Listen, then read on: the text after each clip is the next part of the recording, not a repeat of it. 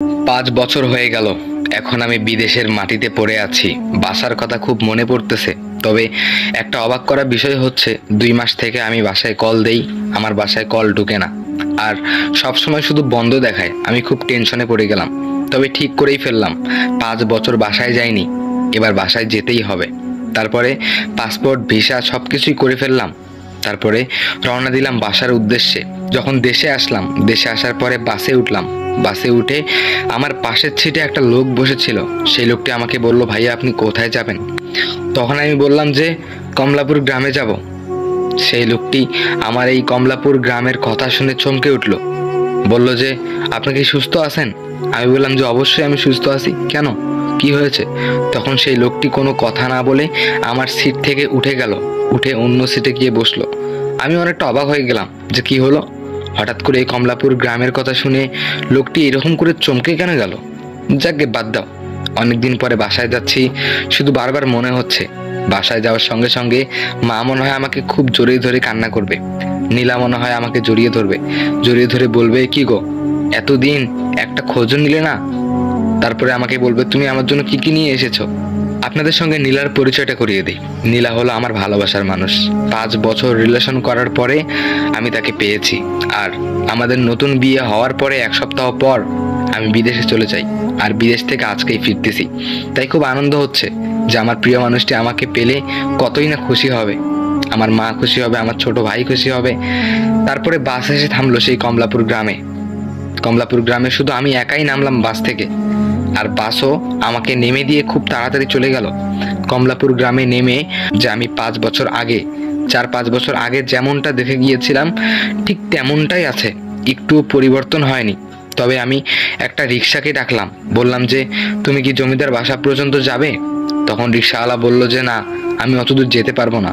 আমি বললাম কেন, তোমাকে আর আমি 100 টাকা বেশি দিব। তখন রিক্সাওয়ালা বলল যে ঠিক আছে, কিন্তু আমি কিন্তু ওখানে দাঁড়াতে পারবো না। আপনি আমাকে এখনই ভাড়াটা দেন।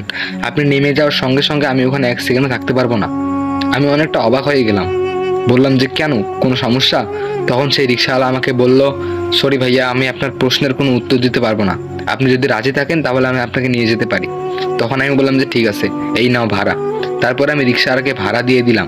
ভাড়া দিয়ে চলে এলাম সেই জমিদার বাড়ির সামনে। আসলে জমিদার বাড়ি বলতে ভুল হবে, জমিদার বাড়ি আগে ছিল, তবে এখন আর সেটা নেই। জমিদার বাড়ির নামেই সেই জায়গাটা পরিচিত। সেই জমিদার বাড়ির পাশেই আমার বাসা, দোতলা একটা বাসা। তবে যখন আমি রিক্সা থেকে নেমে লোহার গেটটা খুললাম, তখন কেন জানি ছ্যাচ্ছার ছ্যাচ্ছার করে শব্দ হলো। পাশে তাকিয়ে দেখলাম টেপ থেকে পানি পড়তেছে। মোটরটা মনে হয় ছাড়াই আছে। তবে অবাক করা বিষয়টা হলো, যেদিন আমি বাসা থেকে বেরিয়ে যাচ্ছিলাম সেদিনও সেম মোটরটাই ছাড়া ছিল। আমার খুব অদ্ভুত লাগতেছিল। তারপরে যখন আমি বাসায় ঢুকলাম, হঠাৎ করে দোতলায় তাকিয়ে দেখলাম নীলা, আমার সেই প্রিয় মানুষটি, সন্ধ্যা বাতি দিচ্ছে। তবে তখন কিন্তু অনেকটা সন্ধ্যা হয়ে গিয়েছিল। তারপরে আমি যখন নীলাকে চিৎকার করে ডাকলাম, নীলা কেন জানি শুনতে পেল না। তারপরে আমি সিঁড়ি দিয়ে উপরে উঠলাম। উপরে উঠে নীলাকে বললাম যে নীলা, এই দেখো আমি এসেছি। তখন নীলা আমার দিক তাকিয়ে বলল, ও তুমি এসেছো, আচ্ছা ঠিক আছে, ব্যাগটা রেখে ঘরে গিয়ে ফ্রেশ হও। আমি অবাক হয়ে গেলাম, কি ব্যাপার, 4-5 বছর পর আমি বাসায় আসলাম আর নীলার এইরকম রিয়াকশন। বুঝলাম না ব্যাপারটা। আমি আসার সঙ্গে সঙ্গে সে হয়তোবা আমাকে জড়িয়ে ধরতো, সে হয়তোবা কান্না করতো, তবে সে খুশি হতেও পারতো, কিন্তু সে হঠাৎ করে এরকম আচরণ কেন করলো? তারপরে বেরিয়ে এসলো আমার মা। আমার মা এসে বলল, কিরে খোকা, চাকরি থেকে এখন আসলি, তাড়াতাড়ি ফ্রেশ হ, তাড়াতাড়ি ফ্রেশ হ। আমি আরো অবাক হয়ে গেলাম। দেখলাম যে আমার মা হঠাৎ করে চাকরির কথা কেন বললো। আসলে 4-5 বছর আগে আমি দেশে একটা চাকরি করছিলাম। সে চাকরি থেকে আসার সঙ্গে সঙ্গে আমার মা আমাকে এই কথাটাই বলতো, খোকা এসেছিস চাকরি থেকে, ঠিক আছে ফ্রেশ হওয়া, নাস্তা খা। কিন্তু আমি তো আজকে চাকরি থেকে আসলাম না, আমি তো বিদেশ থেকে আসলাম।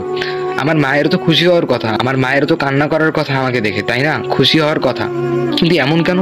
তারপরে একটু উকি মেরে মেরে ছোট ভাইটাকে খুঁজছিলাম। তবে একটু এগিয়ে বারান্দায় গিয়ে দেখলাম ছোট ভাই লুডুস খাচ্ছে। আমি আবার অবাক হয়ে গেলাম। যেদিন আমি এখান থেকে যাচ্ছিলাম সেদিনও আমার ছোট ভাই লুডুসই খাচ্ছিল। কেউ একটুও পরিবর্তন হয়নি, বাড়িটা আগের মতোই আছে। আমি অনেক অবাক হয়ে গেলাম। আমার মাথা কাজ করতেছিল না। তারপর আমি ব্যাগটা রেখে বাথরুমে গেলাম ফ্রেশ হওয়ার জন্য।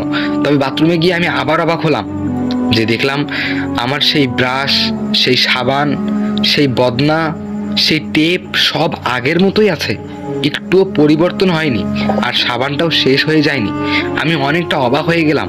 তারপরে যখন ফ্রেশ হয়ে বের হলাম, হঠাৎ করে দেখলাম আমার সামনে নীলা এসে দাঁড়িয়ে আছে। ভয় পেয়ে গেলাম, বললাম নীলা, হঠাৎ করে তুমি আমার সামনে দাঁড়িয়ে আছো কেন? তখন নীলা বলল যে আমি তোমার জন্য নাস্তা এনেছি, তাড়াতাড়ি নাস্তা খেয়ে নাও। এই কথা বলে নীলা আবার চলে গেল। আমি অনেকটা অবাক হয়ে গেলাম, কি ব্যাপার, যেই মানুষটাকে আমি এত ভালোবাসতাম, যে মানুষটার সঙ্গে 5 বছরের রিলেশন ছিল আমার, সেই মানুষটা এরকম আচরণ কেন করতেছে? তখন আমি ভাবতে শুরু করলাম, এই 4-5 বছরে মনে হয় নীলা অন্য কাউকে পেয়ে গিয়েছে, আমাকে হয়তো বা ভুলে গিয়েছে। তখন আমি এইটা ভাবতে শুরু করলাম।